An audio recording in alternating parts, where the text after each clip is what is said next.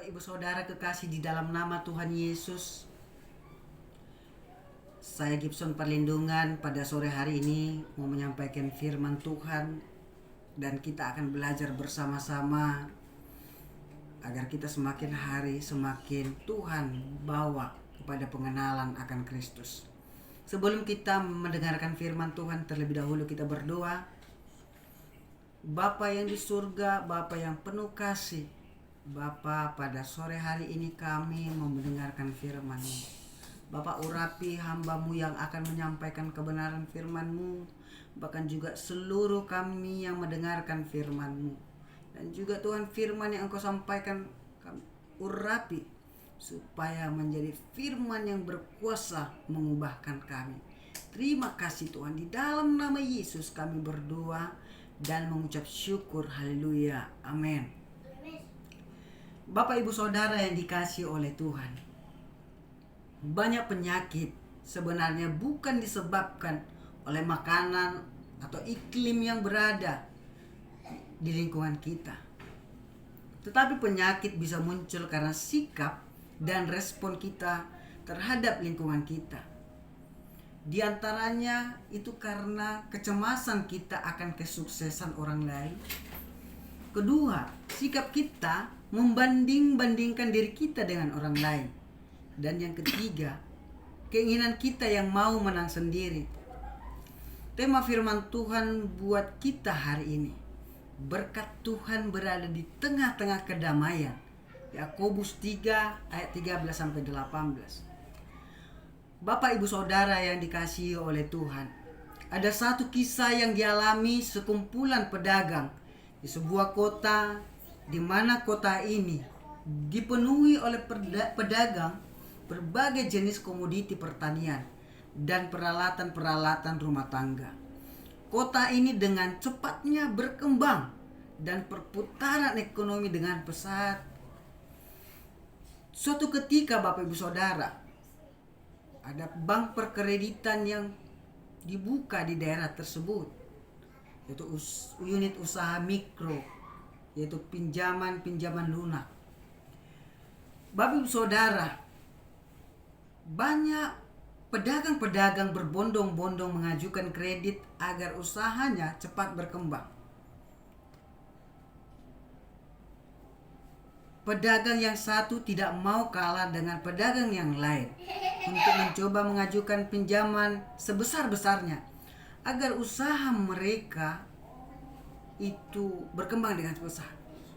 Pedagang ini tidak memikirkan resiko yang dihadapi jika overfinancing atau yang dikatakan pengeluaran lebih besar daripada pemasukan.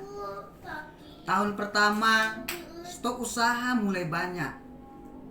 Tetapi Bapak Ibu Saudara, di tahun berikutnya stok yang mereka tumpuk ini tidak terjual, sehingga rumah dan aset semua tergadai. Karena tidak mampu pemasukan usaha membayar hutang-hutang, satu persatu barang mereka dan aset-aset mereka terjual untuk menutupi utang-utang, dan dampak dari segala sesuatunya, keharmonisan rumah tangga dan usaha mereka terancam diambang kehancuran. Kisah yang dialami sekumpulan pedagang ini Bapak Ibu Saudara adalah suatu penyakit menular yang disebabkan oleh iri hati.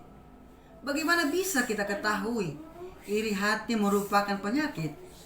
Dan seandainya kita memahami iri hati dapat menyebabkan penyakit yang menyebabkan perpecahan, kita pasti akan mengubah cara berpikir kita.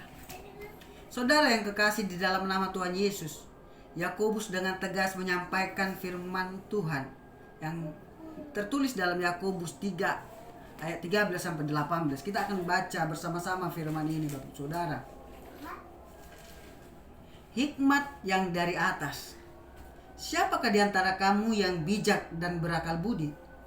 Baiklah ia dengan cara hidup yang baik menyatakan perbuatannya oleh hikmat yang lahir dari kelemah lembutan. Jika kamu menaruh perasaan iri hati dan kamu mementingkan diri sendiri, janganlah kamu memegahkan diri dan janganlah berdusta melawan kebenaran. Itu bukanlah hikmat yang datang dari atas, tetapi dari nafsu, dari dunia, dari nafsu manusia, dari setan-setan. Sebab di mana ada iri hati dan mementingkan diri sendiri, di situ ada kehancuran, kekacauan, dan segala macam perbuatan jahat. Tetapi hikmat yang dari atas adalah pertama-tama murni, selanjutnya pendamai, peramah, penurut, penuh belas kasihan dan buah-buah yang baik, tidak memihak dan tidak munafik, dan buah yang terdiri dari kebenaran ditaburkan dalam damai untuk mereka yang mengadakan damai. Saudara yang kekasih di dalam nama Tuhan, kecemasan akan kesuksesan orang lain, sikap kita membanding-bandingkan dengan orang lain, keinginan kita yang mau menang sendiri, itu dapat membuat terjadi perpecahan. Tuhan mengingatkan kita agar kita memiliki cara hidup benar, tetap berhikmat dalam menyingkapi lingkungan di mana kita berada. Ada 3 poin yang perlu kita lakukan agar hidup kita penuh makna, yaitu jangan kita tergoda dengan cara yang cepat saja meraih keberhasilan. Jadi kalau kita ingin berhasil, ikuti proses yang Tuhan berikan. Yang kedua, Bapak Ibu Saudara, jangan kita fokus kepada perkara-perkara lahiriah. Mari kita melahirkan buah-buah yang baik dan hidup bersyukur dengan apa yang kita miliki. Yang ketiga, Bapak Ibu Saudara, mari kita hidup damai dengan semua orang dan saling belajar bersama untuk mempertimbangkan langkah-langkah yang baik untuk kemajuan ekonomi kita dan lingkungan kita. Saudara-saudara yang kekasih di dalam nama Tuhan, setelah kita mengerti hal-hal yang perlu kita lakukan, mari kita saling membangun satu sama lain agar kita tetap hidup dalam buah-buah kebenaran. Dan jika semua ini bisa kita terima dan kita lakukan, pasti Tuhan akan memerintahkan berkatnya datang ke lingkungan di mana kita berada. Bapak Ibu Saudara, dengan pemberitaan firman Tuhan ini, kabar sukacitanya yang kita peroleh, di mana ada damai, di sana ada berkat. Jadi Bapak Ibu Saudara yang kekasih di dalam nama Tuhan Yesus, mari kita tetap setia dan berharap hanya kepada Allah yang memberi kedamaian itu. Puji nama Tuhan. Mari kita berdoa. Kami bersyukur ya Tuhan, kami telah mendengarkan firman, di mana kami Tuhan belajar agar memiliki sikap yang berdamai di tengah-tengah di mana kami berada Tuhan. Tuhan, kami berdoa buat lingkungan kami, supaya lingkungan kami diberkati oleh Tuhan. Dan juga Tuhan, kami berdoa buat sikap kami, respon kami terhadap lingkungan kami, supaya kami memiliki respon yang baik dan benar. Kami percaya Tuhan berada bersama-sama dengan kami, karena kami tahu Tuhan, di mana ada berkat, pasti Tuhan ada di sana.